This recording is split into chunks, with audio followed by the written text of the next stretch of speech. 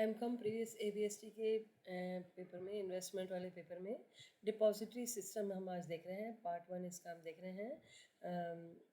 जो आपका पेपर है इन्वेस्टमेंट एंड पोर्टफोलियो मैनेजमेंट, ये उसका एक चैप्टर है, अगला 4 चैप्टर है।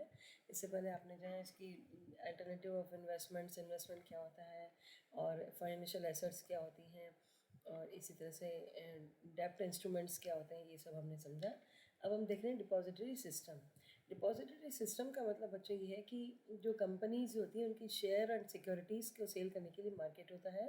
तो जब है ना कंपनी को पैसे की नीड होती है तो कंपनी क्या करती है कि फाइनेंशियल मार्केट की तरफ, कैपिटल मार्केट की तरफ अपना रुख करती है और वहाँ से जो है पैसा अरेंज कर सकती है। तो ये कैपिटल मार्केट जो होता है, ये जो होता है फ्लेक्सिबल होता है और रेस्पॉन्सिव सोर्सेज ऑफ फंड्स यहाँ पर अवेलेबल होते हैं। तो अगर आपको जो है अपना फंड्स ट्रांसफ़र करने हैं, शेयर्स, तो वो इलेक्ट्रॉनिकली ट्रांसफ़र भी करते हैं। पहले क्या होता था कि डिपॉजिटरी सिस्टम में जो था सब कागजी वर्क था और कागजी वर्क के आधार पर काम होता था, लेकिन पेपर वर्क जो रिड्यूस करते हुए आजकल इलेक्ट्रॉनिकली जो है शेयर्स ट्रांसफ़र होता है। आपने डीमैट अकाउंट का नाम सुना होगा।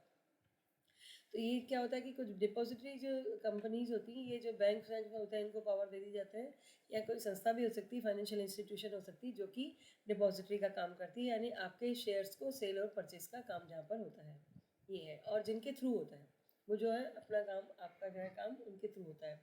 तो depository is nothing but an organisation where securities of the share holders are kept. आपकी शेयर होल्डर्स की सिक्योरिटीज़ रखी हुई हैं। आपने जो है जैसे मान लीजिए ओसवाल है या उनको आपने जो अपना काम दे दिया है ना, कि आप उनके जो है शेयर्स को मैनेज करें, आप खरीदें और परचेज करें। तो वो कंपनी आपके जो है या बैंक जो है वो आपका काम करता है और परचेज और सेल करता है। आपके इंस्ट्रक्शंस होते हैं, उसके आधार पर काम होता है।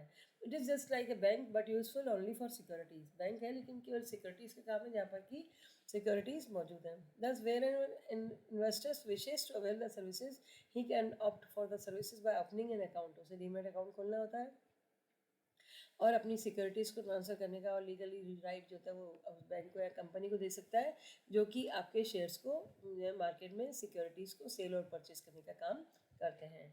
तो ये ऑब्जेक्टिव्स अगर डिपॉजिटरी सिस्टम के हम देखते हैं तो ये क्या होता है, इससे क्या फर्जरी कम होती है। जैसे आप मार्केट में खुद खरीदने जाए तो एक तो आपका टाइम बहुत वेस्ट होगा, और आपको नॉलेज नहीं है तो आपको जो है धोखे के चांसेस हैं कि आपको जो है बेवकूफ़ बनाया जा सकता है कि भाई ये सिक्योरिटी अच्छी, इसमें पैसा लगा दी गई है ना, या फिर आपको जो है शेयर सर्टिफिकेट डुप्लीकेट बना करके नकली दे दिया जाए, है ना, या उनकी डिलीवरी टाइम पे नहीं हो। तो ये जो बीच में मीडिएटरीज हैं, डिपॉजिटरी वाले हैं, वो लोग आपको जो है अच्छे से सिक्योरिटीज़, आपको जो है आपकी सिक्योरिटीज़ की केयर करते हैं और आपको सिक्योरिटीज़ देते हैं। और ये इससे लिक्विडिटी भी मार्केट में आपकी बढ़ती है शेयर्स की, आपको इमीडिएट उनका पैसा जो है कैश मिल जाता है, क्योंकि ये जो होते हैं इनका काफ़ी अच्छा साउंड पोजीशन में होते हैं ये लोग जो डिपॉजिटरी होते हैं। तो वो आपका पैसे को सिक्योरिटी में सेफ रखते हैं और आपको लिक्विड अमाउंट भी इमीडिएट उनसे जो है प्राप्त हो सकता है। इसी तरह से क्या होता है कि इससे कोई डिले नहीं होता आपकी सिक्योरिटीज़ को ट्रांसफ़र करने में। वैसे आप जाएंगे मार्केट और करेंगे, ढूंढेंगे, ग्राहक ढूंढेंगे, उनके पास सब तरह के लोग हैं। आप उनके एक परचेजर हैं तो एक दूसरा आदमी उनका सेलर है, तो आपको दोनों को मिलाने का काम कर रहे हैं, एक एजेंट की तरह वो काम कर रहे हैं, तो आपका ट्रांजेक्शन्स ईजी हो जाते हैं। तो इसी तरह से विड्रॉल है, सरेंडर है, सिक्योरिटीज़ का ये बहुत ईजी हो जाता है और पर्टिकुलर आपके रिकॉर्ड्स मेंटेन होते हैं इन्वेस्टर के पूरे, तो ये भी सारे इलेक्ट्रॉनिक फॉर्म में होता है। इसी तरह से इंफ्रास्ट्रक्चर जो होता है आपको वो भी प्रोवाइड करते हैं फॉर सर्विसेज। आपको पूरा इंफ्रास्ट्रक्चर जो है सर्विसेज का प्रोवाइड होता है और ग्लोबल स्टैंडर्ड्स को भी ये मीट करते हैं। तो मतलब फॉरेन इन्वेस्टर भी सेफ होते हैं कि वो चाहे तो इंडिया में जो है शेयर्स कंपनी में खरीद सकते हैं।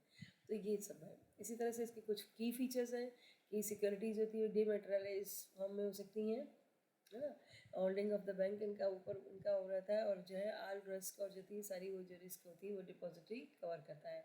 मल्टी डिपॉजिटरी सिस्टम इंडिया में है, इसके अंतर्गत जो है मल्टी डिपॉजिटरी सिस्टम है, जिसके अंतर्गत जो है कंपनीज होती हैं वो एक है ना कंपनीज एक्ट 2013 के अंतर्गत जो होते हैं कंपनी फॉर्म करती हैं, और ये सब जो है सेबी रजिस्ट्रेशन सर्टिफिकेट उनको जो है ग्रांटेड करती है। और ये जो है इंडिया में 2 तरह की है फिलहाल डिपॉजिटरीज, मेन तो NSDL और CSDL है। NSDL का मतलब नेशनल सिक्योरिटी डिपॉजिटरी है और दूसरी जो है central security depository services limited है। ये 2 तरह की सिक्योरिटीज़ की सर्विसेज उपलब्ध है। इसी तरह से फंगेबिलिटी भी एक इशू है इसके अंतर्गत। हम की फीचर्स देख रहे हैं इसके, तो लास्ट इशू इसका हम फंगेबिलिटी लेते हैं कि कंपनी क्या करती है कि इनकी जो है इंटरचेंजेबिलिटी आसान है।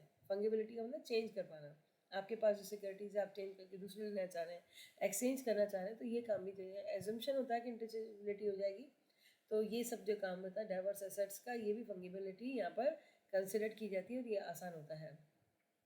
Securities that are dematerialised are not identified using certificate numbers, है ना, उनके पास सर्टिफिकेट नंबर्स होते हैं और अगर हम पता लग जाता है कि ये सही नहीं सिक्योरिटी, तो उन पर पता लगता है कि इनका सिक्योरिटी नंबर इन पे नहीं है।